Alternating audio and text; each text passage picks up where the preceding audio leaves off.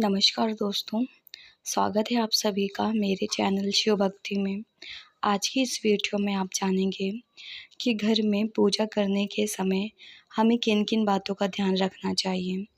तो आइए जानते हैं इस वीडियो में। जैसा कि हम सभी को पता है कि हिंदू शास्त्र में सुबह और शाम की पूजा करने का परंपरा है। ऐसे में हम सभी रोज़ाना अपने घर में पूजा करते हैं और अनजाने में हमसे कुछ न कुछ गलतियाँ ज़रूर हो जाती हैं, जिसका परिणाम अच्छा नहीं होता।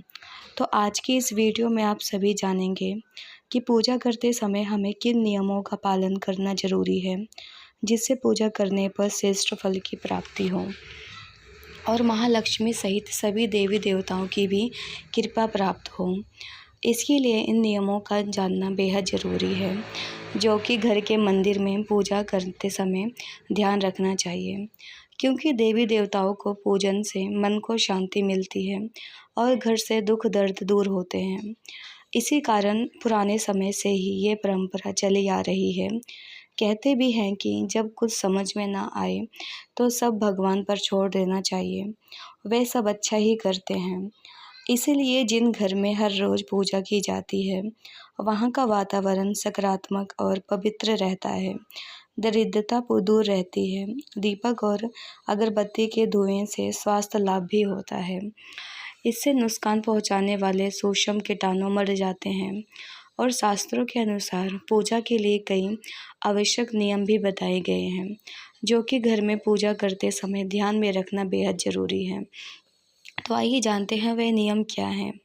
सबसे पहले किसी भी भगवान के पूजन में उनका आवाहन करना, यानी उनको आमंत्रण करना, उनका ध्यान करना, आसन देना, उन्हें स्नान करवाना, धूप दीप जलाना, अक्षत कुमकुम, चंदन पुष्प प्रसाद आदि अनिवार्य रूप से होना चाहिए।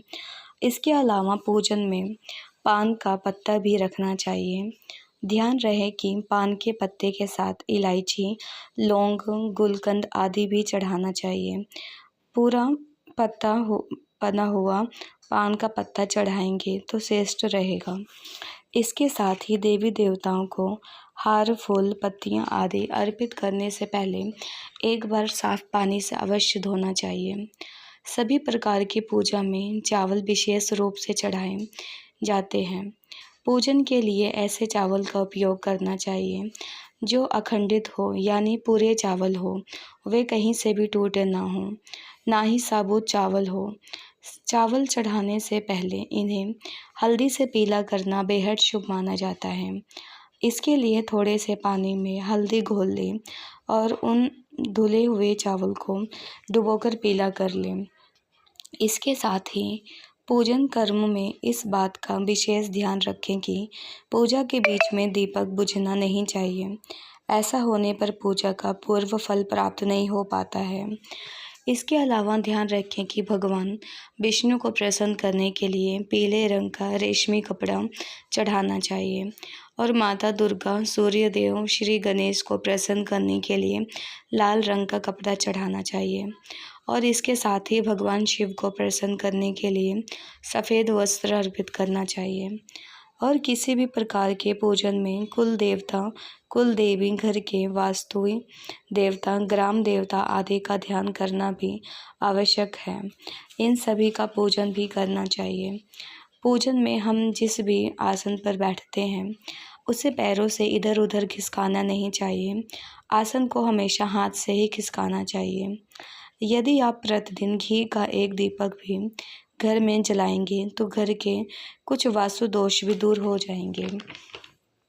और इसके अलावा याद रहे कि सूर्य, गणेश, दुर्गा, शिव और विष्णु ये पंचदेव कहलाते हैं। इनकी पूजा सभी कार्यों में अनिवार्य रूप से की जानी चाहिए। प्रतिदिन पूजा करते समय इन पंचदेव का ध्यान करना चाहिए।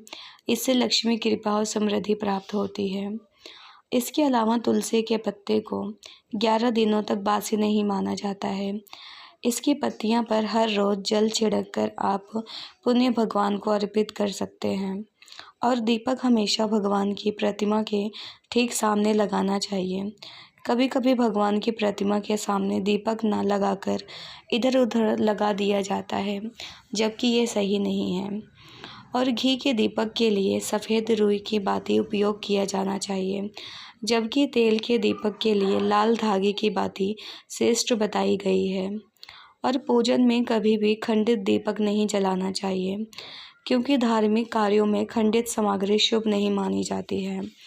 और इसके अलावा याद रहे कि शिव जी को बेलपत्र अवश्य चढ़ाएं और किसी भी पूजा में मनोकामना की सफलता के लिए अपनी इच्छा के अनुसार भगवान को दक्षिणा अवश्य चढ़ाना चाहिए, दान करना चाहिए। दक्षिणा अर्पित करते समय अपने दोषों को छोड़ने का संकल्प लेना चाहिए।